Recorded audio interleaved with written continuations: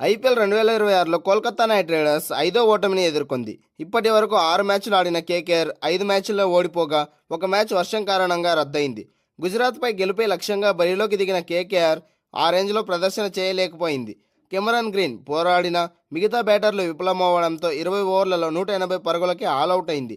శుభ్మన్ గిల్ 86 పరుగులు చేసినా ఆఖరి ఓవర్ వరకు మ్యాచ్ కొనసాగింది. కోల్కతా నైట్ రైడర్స్ ఓటముల పరంపర కొనసాగుతూనే ఉంది. ఈ సీజన్లో ఇప్పటి వరకు ఒక్క గెలుపు కూడా లేని కేకేఆర్ మళ్లీ ఓడిపోయింది. కంబ్యాక్ ఇవ్వాలని గట్టి సంకల్పంతో బరిలోకి దిగిన కేకేఆర్కు గుజరాత్పై తేలిపోయింది. బౌలింగ్లో గట్టి పోటీ ఇచ్చి ఆఖరి ఓవర్ వరకు మ్యాచ్ని తీసుకొచ్చింది. అయితే చివరి ఓవర్లో గుజరాత్ విజయం సాధించింది. కేకేఆర్ ఈ సీజన్లో 5వ ఓటమిని ఎదుర్కొంది. ఈ విజయంతో గుజరాత్ హ్యాట్రిక్ విజయాలతో నమోదు చేసింది.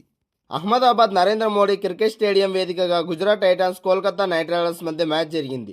ఈ మ్యాచ్లో టాస్ గెలిచి బ్యాటింగ్ ఎంచుకున్న కోల్కతా నైట్ రైడర్స్ 20 ఓవర్లలో 180 పరుగులకు ఆలౌట్ అయింది. ఒకానొక దశలో 200కు పైగా స్కోర్ చేసేలా కనిపించిన కోల్కతా ఆఖరి 5 ఓవర్లలో వరుస వికెట్లు కోల్పోయి కేవలం 180 పరుగులకే పరిమితమైంది. హోమ్ గ్రౌండ్లో ఈజీ టార్గెట్తో బరిలోకి దిగిన గుజరాత్ టైటాన్స్ జట్టు ఆరంభం నుంచే దూకుడుగా ఆడింది. కెప్టెన్ శుభ్మన్ గిల్ బౌండరీలతో మూత మోగించగా సాయి సుదర్శన్ కూడా పర్వాలేదనిపించాడు. ఈ ఇద్దరి తొలి వికెట్కు 57 పరుగులు జోడించారు.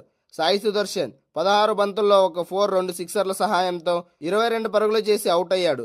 పవర్ ప్లేలో గుజరాత్ టైటాన్స్ 71 పరుగులు చేసింది. జోష్ బట్లర్ కూడా 15 బంతుల్లో 2 4లు 2 సిక్సర్ల సహాయంతో 25 పరుగులు చేసి పెవిలియన్కు వెళ్ళగా వాషింగ్టన్ సుందర్ 13 బంతుల్లో 13 పరుగులు చేసి వికెట్ కోల్పోయాడు. సెంచరీకి అతి దగ్గరగా ఉన్న సమయంలో కెప్టెన్ శుభ్మన్ గిల్ కూడా అవుట్ అయ్యాడు. 50 బంతులు ఆడిన గిల్ 8 4లు 4 సిక్సర్లతో 86 పరుగులు చేశాడు. ఆఖరి ఓవర్లో విజయానికి 5 పరుగులు కావాల్సిన సమయంలో 16 బంతుల్లో 19 పరుగులు చేసిన గ్లెన్ ఫిలిప్స్ అవుట్ అయ్యాడు. ఆ తర్వాత షారుఖ్ ఖాన్ తెవాతియా మ్యాచ్ను ముగించారు. తెవాతియా 7, షారుఖ్ ఖాన్ 3 పరుగులు చేయడంతో 19.4 ఓవర్లలో విజయం సాధించింది. ఈ విజయంతో గుజరాత్ హ్యాట్రిక్ విక్టరీ నమోదు చేసింది.